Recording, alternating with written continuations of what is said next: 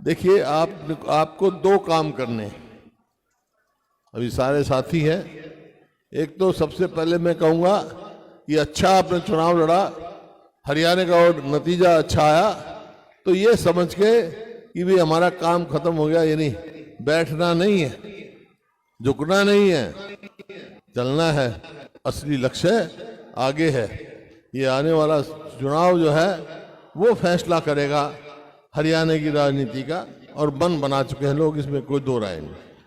दो काम जो मैं कह रहा हूं, एक तो ये कि जो इनकी विफलताएं हैं 10 साल की भारतीय जनता पार्टी सरकार की, जो लूट मची थी प्रदेश में, जो प्रदेश हमारा कहां से कहां पहुंच गया, ये विफलताएं घर घर तक ले जानी है आपको।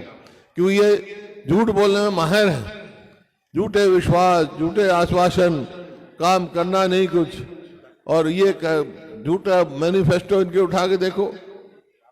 14 में कहा था कि हम एमएसपी की गारंटी देंगे, स्वामीनाथन फार्मूला लागू करेंगे। आज तक कहा? इस प्रकार कोई भी देख लो, कोई वायदा इन्होंने पूरा किया नहीं, झूठे वायदे करते हैं। तो इनको एक्सपोज करना है, घर घर दिए जाना है। दूसरा कि कांग्रेस पार्टी ने जो 10 साल पहले सरकार थी, वो कार्य और इनके भी तोलना है, घर घर तक ले जाना है। देखिए, जो प्रदेश 2014 में प्रति व्यक्ति आय में, जब हमने सरकार छोड़ी उस टाइम हरियाणा प्रति व्यक्ति आय में, प्रति व्यक्ति निवेश में, नौकरी देने में, कानून व्यवस्था में, खेल और खिलाड़ियों में नंबर 1 प्रदेश था पूरे देश में। ये मेरे आंकड़े नहीं है, सरकारी आंकड़े हैं प्लानिंग कमीशन के। आज प्लानिंग कमीशन के आंकड़े देखो, किसी भी कंपनी को देखो जो आते हैं, उसमें आज हरियाणा किस चीज में नंबर 1 है? आज नंबर 1 है बेरोजगारी में, महंगाई में, और कानून अपराध कितनी तेजी से बढ़ रहा है। मैं जहां पे जाता हूं रोज यही मिलते हैं हर शहर से, भाई आज हमारे को फिरौती मांगने के आए, कहीं आप मर्डर हो रहा है, कहीं रेप हो रहे हैं, अपराध बहुत तेजी से बढ़ रहा है, और भ्रष्टाचार चरम सीमा पे। देखिए ना, जहां नौकरी लगती है एचपीएससी के दफ्तर में, वहां करोड़ों रुपए पकड़ा गया। जो ये निगम बना रखा है उसका एमडी पकड़ा गया, एसएस कमीशन का चेयरमैन का वो हो गया। कहीं भी देखो ये आपने देख रखा है। जो खिलाड़ी, अपराध देख लिया आपने, फिर खिलाड़ियों की बात देख लो। खिलाड़ी जो हमारी बेटियां, जो जिन्होंने दुनिया में नाम कमाया, ओलंपिक्स में, एशियाड में, कॉमनवेल्थ में, उनके साथ क्या व्यवहार हुआ जंतर मंतर पे, उनको आज तक न्याय नहीं मिला। जो हमारी नीति थी वो भी पलट दी। इसी प्रकार से आप कोई भी काम नहीं, नौकरियां देख लो, ये जो बना रखा है कौशल रोजगार निगम बना रखा है, उसका क्या काम है? उसका काम है भ्रष्टाचार का अड्डा, कच्ची नौकरी देनी, ना तो उसमें पेंशन, ना उसमें मेरिट, ना उसमें रिजर्वेशन, जब मर्जी लगा दो, जब मर्जी हटा दो। अरे हमने तो ठेका सिस्टम बंद किया था, ये सरकार खुद ठेकेदार बन के बैठ गई। जैसे ठेकेदार नौकरी देते ऐसे दे रहे हैं। इसका नतीजा ये हुआ कि आज हरियाणा में 2 लाख पक्की नौकरी खाली पड़ी है। देख लो आप क्या परिस्थिति है आज। आज हरियाणा में आप जाओ, अस्पताल में जाओगे तो वहां डॉक्टर नहीं, स्कूल में जाओगे तो मास्टर नहीं, दफ्तर में जाओगे तो कर्मचारी नहीं, क्योंकि 2 लाख नौकरियां तो खाली पड़ी हैं। तो कौन करेगा? सरकार। एक मिनट मेरे बोलो मत भाई। सरकार का काम होता है स्वास्थ्य, शिक्षा। ये ऐसी सरकार है जिसने स्कूल भी बंद कर दिए बहुत सारे। ये पहली सरकार देखी है मैंने। हमने कई साल की मांग थी यहाँ के इलाके की, क्योंकि जो आज ये इलाका जो सोना पैदा कर रहा है खेती में आगे, लेकिन पानी का स्तर गिरता जा रहा है। उसका स्तर ठीक हो तो हमने दादूपुर नहर, नलवी नहर खोदने का फैसला किया, और वो काम हो गया काफी। ये पूरे देश में पहली सरकार है जिसने नहर खुदी खुदाई हटा दियो, बंद कर दी। अरे 20 साल के बाद तो यहाँ कुछ भी नहीं पैदा होगा अगर यही स्थिति रही। तो ये आपके सामने है ऐसी सरकार जिसने, देखिए हमने 4 पावर प्लांट लगाए, एक यमुनानगर में भी लगाया आपके पड़ोस में। बिजली की कमी थी हरियाणा में, बिजली की कमी पूरी करने के लिए 4 तो पावर प्लांट लगाए हमने। एक न्यूक्लियर पावर प्लांट लगा फतेहाबाद में, और जिस दिन सरकार छोड़ी उस दिन बिजली सरप्लस थी। आज ये जो है 10 साल में इस सरकार ने 1 यूनिट भी पैदा करने का काम नहीं किया। 1 यूनिट कह दे, तड़ाई मचाई हुई है। इसी प्रकार से मेट्रो का एक खंबा नया नहीं लगा, एक रेलवे लाइन नहीं लगी। एक काम जरूर कर दिया, कर्जे में डुबा दिया हरियाणा को। हमने इतने पावर प्लांट लगाए, इतनी यूनिवर्सिटी लेके आए, कुरुक्षेत्र में इंस्टीट्यूट ऑफ डिजाइन जो देश का दूसरा है, अहमदाबाद के बाद दूसरा है। इस प्रकार से हर जिले में कोई ना कोई हम लेके आए, यूनिवर्सिटियां बनाई, इतने काम किए। इन्होंने कोई तो यूनिवर्सिटी नहीं बनाई, कोई ऐसी संस्था नहीं बनाई जो राष्ट्रीय स्तर की हो। काम एक जरूर किया है, कर्जे में डुबाने का। 14 तक तो हरियाणा पर 66 में बना था हरियाणा, 2014 तक 70,000 करोड़ कर्जा था, और 14 से 24 आज कितना है, 2,00,000 2.5 करोड़ पूरा कर्जा। किया कुछ नहीं, रेलवे लाइन नहीं, मेट्रो नहीं, कोई यूनिवर्सिटी नहीं, कोई नहर नहीं, कोई जो नेशनल हाईवे हैं ये हरियाणा में, ये 90% मेरे टाइम के सैंक्शन हुए हैं। हमारे टाइम में कोई उपलब्धि नहीं है। तो ऐसी सरकार है भाई। तो ये आपको घर घर तक बात ले जानी है। एक बात जरूर है, जब आप जाओगे तो लोग ये पूछेंगे आपसे कि भाई ठीक है, ये बात तो ठीक है, ये सरकार तो फेल है, आपकी सरकार ने 10 साल में बहुत अच्छे काम किए, लेकिन अब आपकी सरकार बन गई तो आप क्या करोगे, पूछेंगे ना। तो 5-7 तो देखो बातें, हमारा घोषणा पत्र तैयार हो रहा है, लेकिन 5-7 चीजों का हम फैसला कर चुके हैं कि हमारी सरकार बनेगी तो हम क्या करेंगे। तो भाई हमारी सरकार बनेगी तो आप लोगों को कह सकते हो हमारी सरकार बनेगी तो पहला काम हम करेंगे, अपने बुजुर्गों की पेंशन 6,000 रुपये महीना करेंगे, और गरीब आदमी को मार पड़ती है महंगाई को करने के लिए बिजली भी एक है, तो 300 यूनिट बिजली फ्री देंगे हम।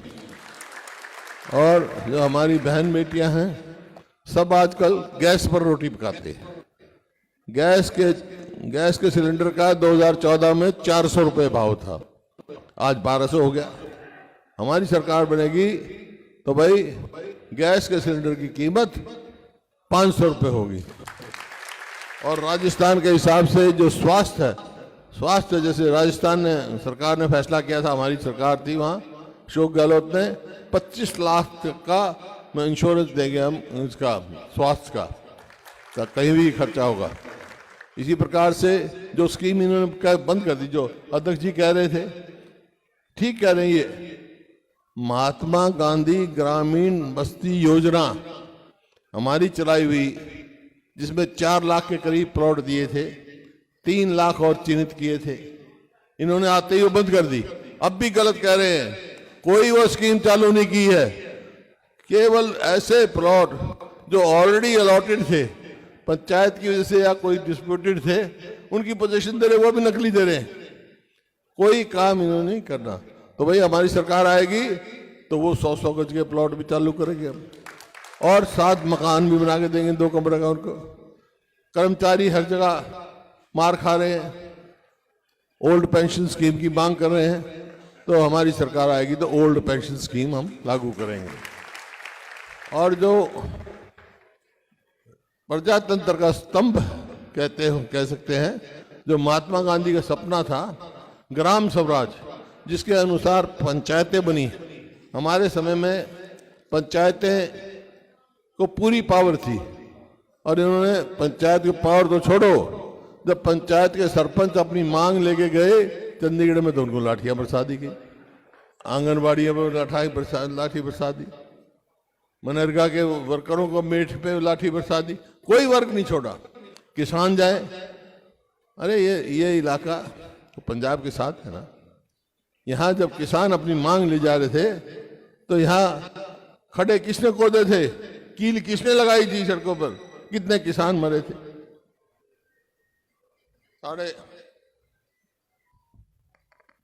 750 से ज्यादा किसान शहीद हुए इस सरकार के नहीं। 3 वो कानून ले आए जो किसान विरोधी थे। मैंने उस समय भी कहा था ठीक है तुम ये कानून ले आओ, लेकिन चौथा ऑर्डिनेंस साथ ले आओ कि कोई भी अगर एमएसपी से कम खरीदेगा तो उसके ऊपर कानूनी सजा होनी चाहिए ताकि किसान के साथ धोखा ना हो। लेकिन नहीं, 1 साल तक किसान करते रहे, वायदा कर दिया कि 2022 तक हम किसान की आमदनी दुगनी कर देंगे। लेकिन हुआ क्या, आमदनी तो दुगनी नहीं हुई, लागत कई गुना बढ़ गई। 2014 में डीजल का क्या भाव था, खाद का क्या भाव था, कीटनाशक दवाइयों का क्या भाव था, और आज क्या भाव है। लागत तो बढ़ रही है, आमदनी घट रही है, किसान कर्जे में डूब रहा है। जो पूरे देश के किसान पे 8 लाख करोड़ कर्जा था, इस 10 साल में बढ़कर 24 लाख करोड़ हो गया। देश का किसान कर्जे में डूबता जा रहा है, गरीब आदमी नहीं। इस वास्ते इस सरकार से तो हर वर्ग नाराज है, ये बात आप लेके जानी। बैकवर्ड क्लास देखो, हमारे समय में बैकवर्ड क्लास की क्रीमी लेयर 8 लाख थी, वो घटाकर 6 लाख कर दी, 6 लाख कर दी। तो भाई ये आप कह सकते हैं हमारी सरकार आएगी तो हम उसको 10 लाख करेंगे 8 लाख से, ताकि सबका मरे।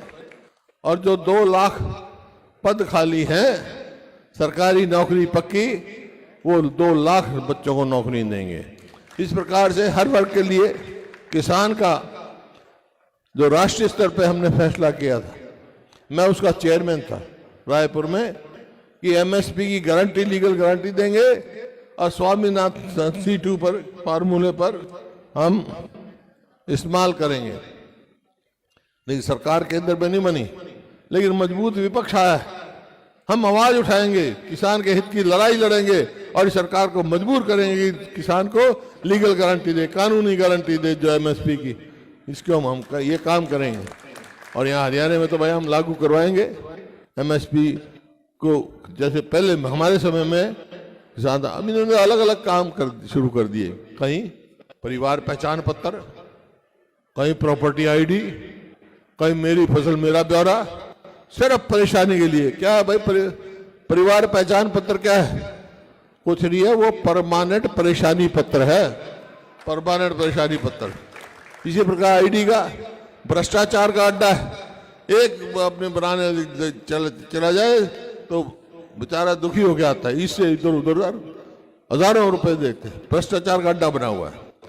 इसी प्रकार से किसान, उसकी फसल खेत में आ गई, वो ले जाने के लिए तैयार, लेकिन उसका नंबर नहीं आएगा, बैठे पोर्टल में इंतजार देखेगा, मेरी फसल मेरा ब्यौरा कम नंबर आएगा, इतने में बारिश हो जाएगी, उसकी वहां खराब हो जाएगा। ये वही किसान है ना, इतनी मंडी है। हमारे समय में किसान की जैसे ही फसल निकलती थी सीधा मंडी में जाता था और अपना एमएसपी लेके आ जाता था। तो भाई ये जो बेकार के ये पोर्टल चला रखे हैं ना, जो जन विरोधी हैं, इनको सरकार बनते ही हम चलता करेंगे। इनको सिर्फ जो जनहित में है, जनहित में है, उनका इस्तेमाल करेंगे। इस प्रकार से बहुत सारे काम करने हैं। लेकिन आज तो आए हैं आपके पास, अब इन्होंने हमारे समय में गन्ने का भाव देख लो कहां से कहां पहुंचा था, और आज 10 साल में कितना बढ़ाया उन्होंने। कभी 5 रुपए बढ़ा देते, कभी 10 रुपए बढ़ा देते हैं, तमाशा कर रखा है। गन्ने का भाव जिस तरह पहले हमने बढ़ाया था, हमारी सरकार बनी तो गन्ने का भाव इसी तरह बढ़ेगा, किसान के लिए लाभदायक बढ़ाएंगे। हम समझते हैं किसानों से बात कर अच्छा भाव देंगे उनको। तो इसी प्रकार से आप जो बहुत सारे मुद्दे हैं जो आप लेके जाएंगे, मेरे को पूरा भरोसा है। जो आज संकेत दिया है हरियाणा के लोगों ने लोकसभा में कि मन बना चुके हैं, छत्तीस बरादरी मन बना चुकी है, कांग्रेस की सरकार बनाएंगे। और कुरुक्षेत्र पर मेरे को पूरा भरोसा है कि जिस प्रकार से चुनाव लड़े हैं, ठीक है बीच में कुछ लोग आ गए जिनकी वजह से हार हो गई गठबंधन की। तो अब आगे की बात कह रहा हूं, ये भटकाने की कोशिश करने, अलग अलग बात करेंगे, भटकना नहीं है, सीधा चलना है और सीधा मुकाबला कांग्रेस और बीजेपी का होना है, बीच में कुछ नहीं रहना है। तो आपसे यही है कि जो ये सब आए हैं, इतना जोश आपके देख के मैं भी यहाँ से हौसला लेके जाऊंगा और एक नई ऊर्जा यहाँ से लेके जा रहा हूँ और बाहर जाके कहूँगा कुरुक्षेत्र की 4 की 4 सीट आएंगी ना। तो एक बात सुन लो, एक बात मैं कहता हूँ, आप कहना ठीक, अब की हरियाणा की बारी है और हमारी पूरी तैयारी है ना। हाथ करके बता दो। बहुत बहुत धन्यवाद।